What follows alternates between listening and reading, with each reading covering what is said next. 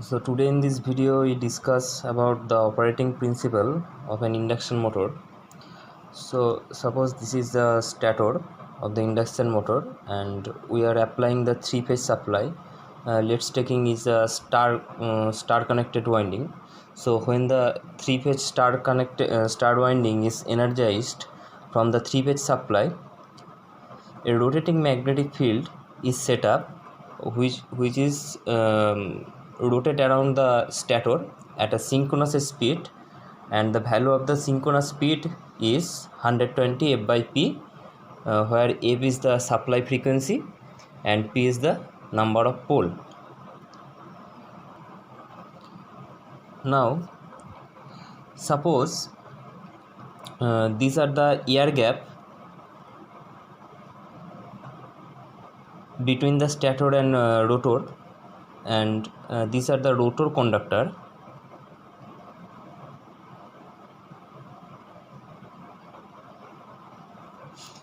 and this is the stator. So these are the stator, these are the flux,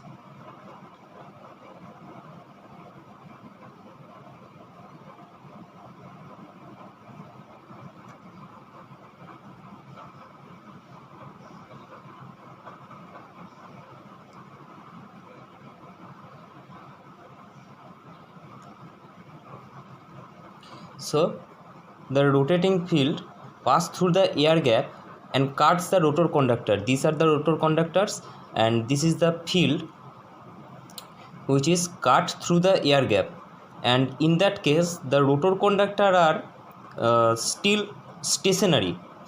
Okay, it is not moving, the rotor conductor are still stationary. So due to the relative speed between the rotating flux, and the flux is suppose rotating in this direction, so this is the direction of the flux, and due to the relative speed between the rotating flux and the stationary rotor, EMF are induced in the rotor conductors. We know the Faraday's law of electromagnetic induction rules, that is whenever the flux cut the whenever the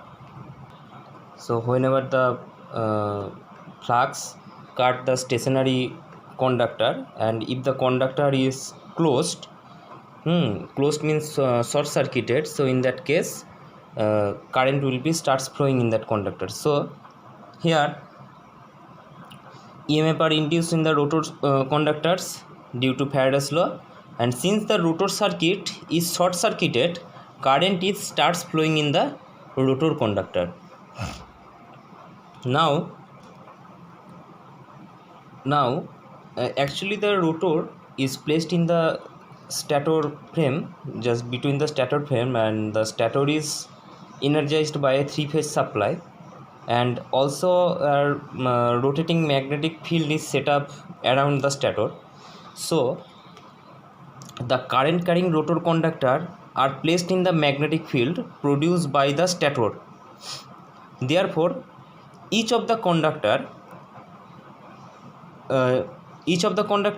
generate a mechanical force. Okay, and the total sum of the mechanical force generate a torque which will tends to move the rotor. So mechanical force acts on the rotor conductor because the rotor is placed on a rotating magnetic field. That is the reason a mechanical force acts on the rotor conductor, and the sum of the mechanical force on all the rotor conductors produce a torque which tends to move the rotor in the same direction as the rotating field. So its direction will be the same as the rotating field direction. Now number 4, so rotor moves in the direction of stator field,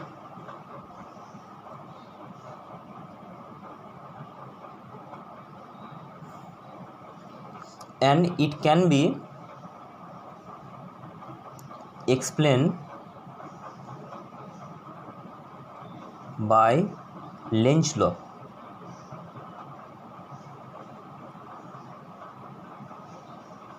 So according to this law,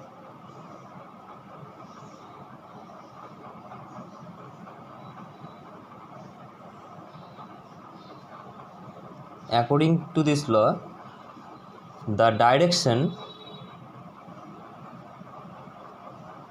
of rotor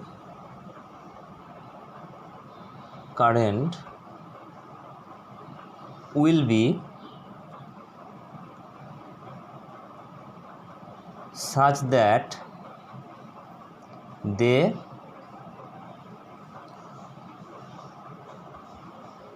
tend to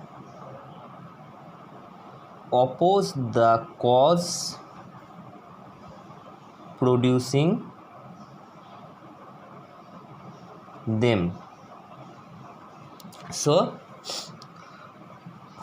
Lenz law states that the direction of the rotor current will be such that they tends to oppose the cause producing them.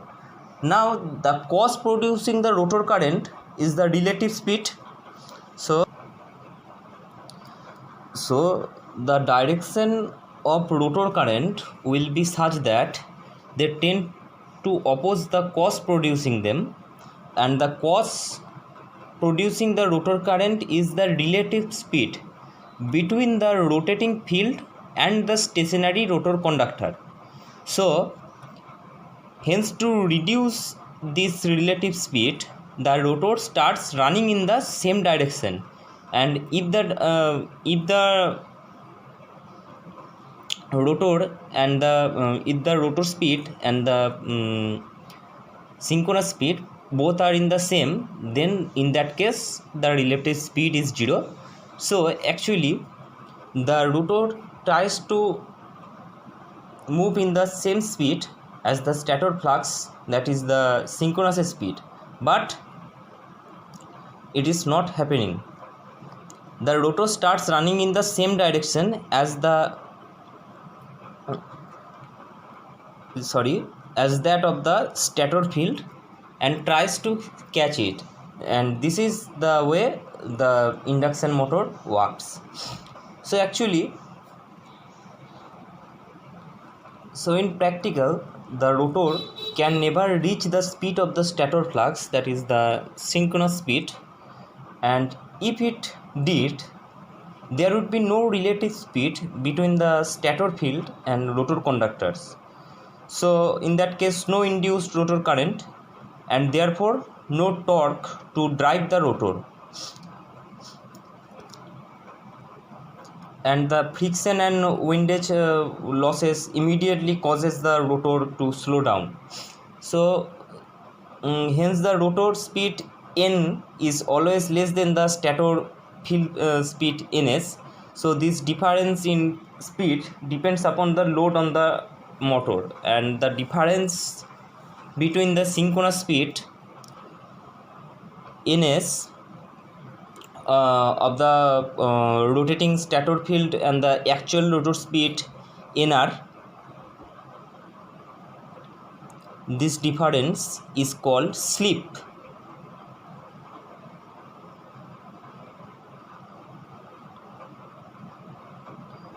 This is called percentage slip.